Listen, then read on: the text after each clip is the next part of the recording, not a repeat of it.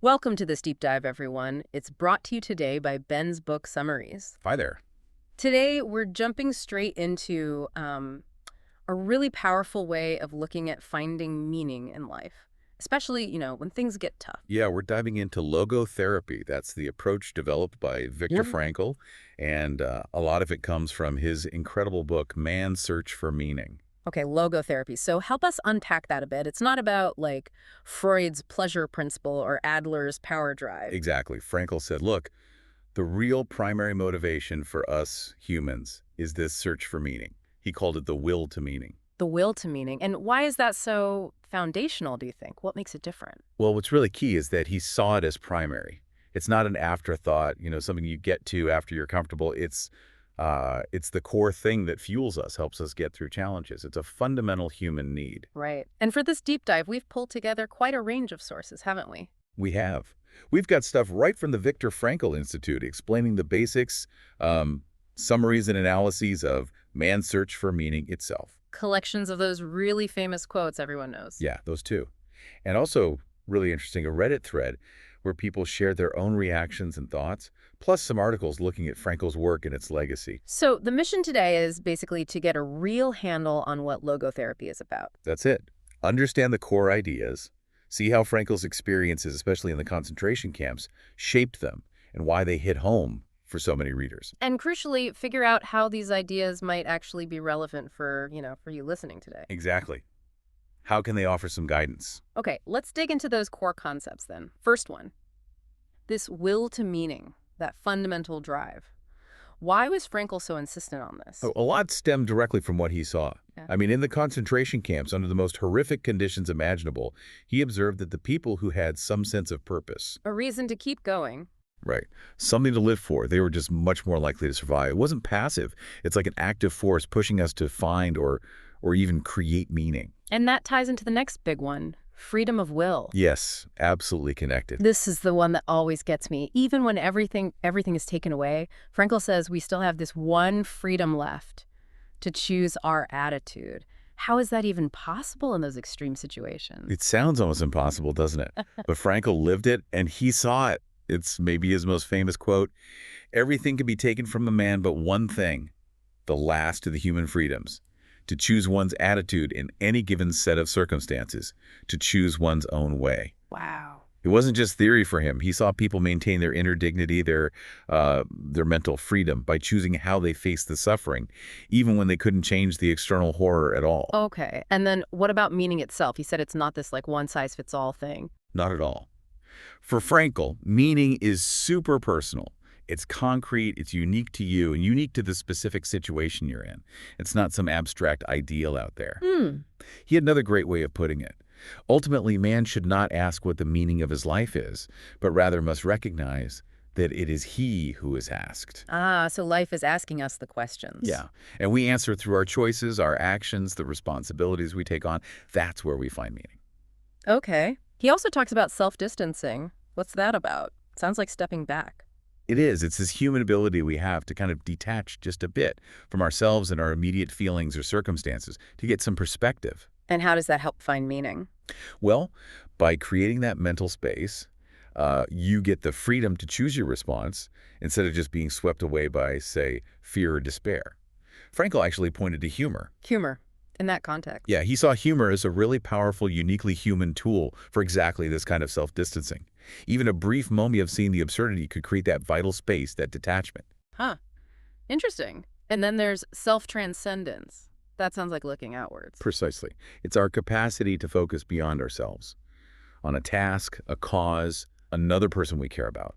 Reaching out, basically. Frankl thought this was essential for real fulfillment, meaning often lies outside of ourselves. And conscience, how does that fit in? He saw conscience as this sort of intuitive guide, an inner sense that helps us recognize what's meaningful in a particular moment.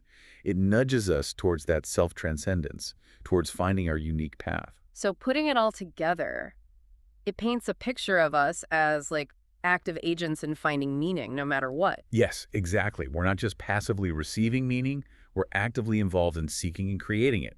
And his own experiences, obviously, were absolutely central to forming these ideas. Right, the concentration camps. I mean, it's impossible to separate logotherapy from that experience. You really can't. His time there was this crucible. It wasn't just survival, it was intense observation. It confirmed his ideas about the human spirit's resilience and the absolute necessity of meaning. The book summaries often talk about 3 phases the inmates went through. Can you walk us through those briefly? Sure. The first phase was typically shock, just disbelief, disorientation when they first arrived. Yeah. Sometimes even a strange kind of denial, like a delusion of reprieve, he called it, hoping they'd be spared somehow. Okay. The second phase, once settled into the grim routine, was often apathy, a kind of emotional numbing, really, a necessary defense mechanism, maybe, against the constant horror. He called it an emotional death. Grim. And the third? The third phase was after liberation. And it wasn't always simple joy. Often it was this feeling of depersonalization, like they couldn't quite grasp freedom, couldn't feel things normally again, difficulty reconnecting. It's hard to even comprehend. But amidst all that, he saw this critical thing, the importance of having a why. Yes, this is absolutely central. He often quoted Nietzsche on this. Ah, the famous one. Those who have a why to live can bear with almost any how. It just perfectly captures it. If you have a reason, a purpose, you can endure unimaginable hardship. So even tiny things, thinking of a loved one, wanting to finish some work, could make the difference. Absolutely. It gave people something to hold on to, a future-oriented goal, however small. And this connects to another huge insight: finding meaning in suffering itself. Okay, how does that work? Suffering seems inherently negative. Frankl wasn't saying suffering is good. Not at all. But he argued that when suffering is unavoidable, when you literally cannot change the situation, your attitude towards it can transform the experience. How so? It becomes an opportunity for, well, inner growth, for courage, for showing what you're made of, essentially, affirming your spirit. He had some really powerful quotes about that, didn't he? Oh, definitely. Like, when we are no longer able to change a situation, we are challenged to change ourselves. Right. And also, in some ways, suffering ceases to be suffering at the moment it finds a meaning. So it's the meaning of a sacrifice. It's about the meaning you attach to it, the attitude you choose. The sources also mention this idea of a provisional existence of unknown limit. That uncertainty must have been crushing. Immense psychological pressure, not knowing if or when it would end. But Frankl's point was, even then, you still had the present moment. You still had the choice of how to be in that moment, how to find small meanings day to day. And that relates to his observation about the 2 races of men, right? Not defined by being a prisoner or a guard. Exactly. He saw decency and indecency in both groups. It hammered home his point that it's not about the group you belong to or even your circumstances ultimately. It's about your individual choices. Character is choice. So moving on from the camp specifically, the book Man's Search for Meaning has all these vignettes and ideas that people really latch onto. Love, for instance. Yes, love was huge for Frankl.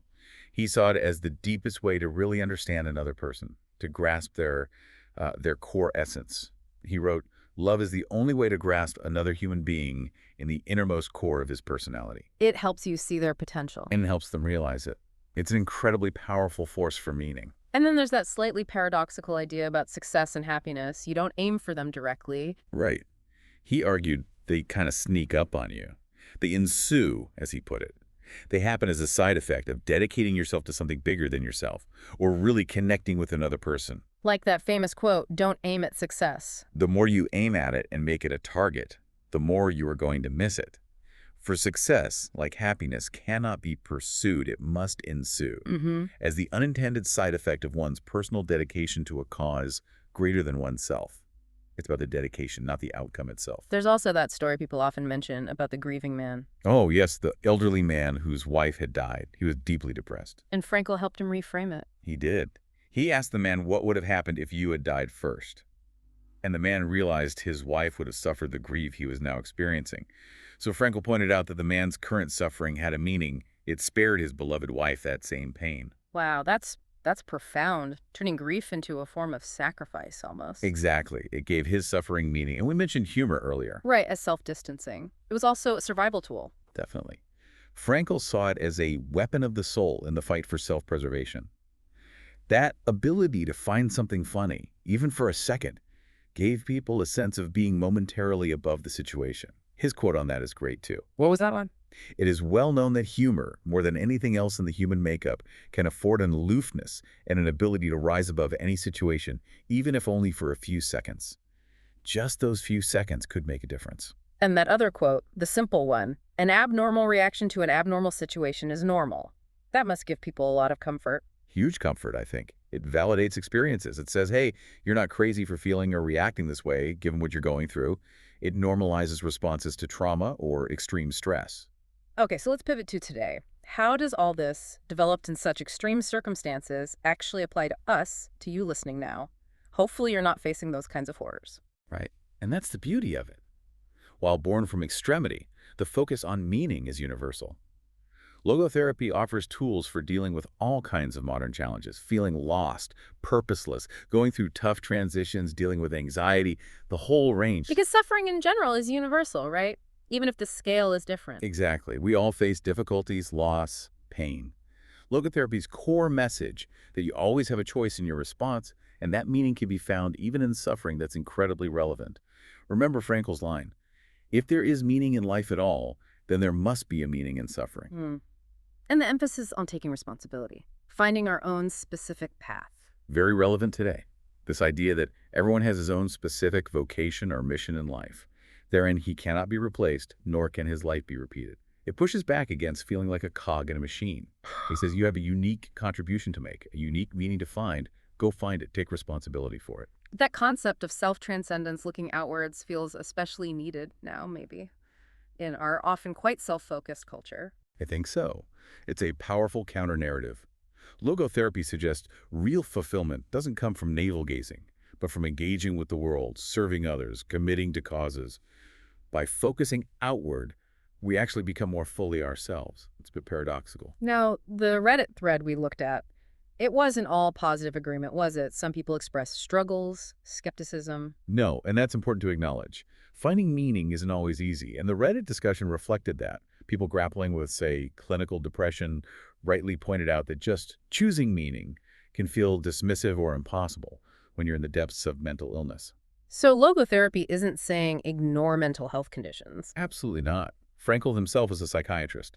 Logotherapy doesn't deny the reality of illness or the need for medication or other therapies. But it can be a complementary approach. Even in that thread, you saw people finding small meanings in daily routines, connections, responsibilities, even amidst struggles. It's often about small, concrete things. And we saw examples of it being used in practice, like with veterans dealing with PTSD. Yes, that review article mentioned that. The example of the ICU nurse using his wartime medic skills, finding meaning, by realizing how those traumatic experiences equipped him to provide valuable, compassionate care later on. That's reframing through a meaning lens.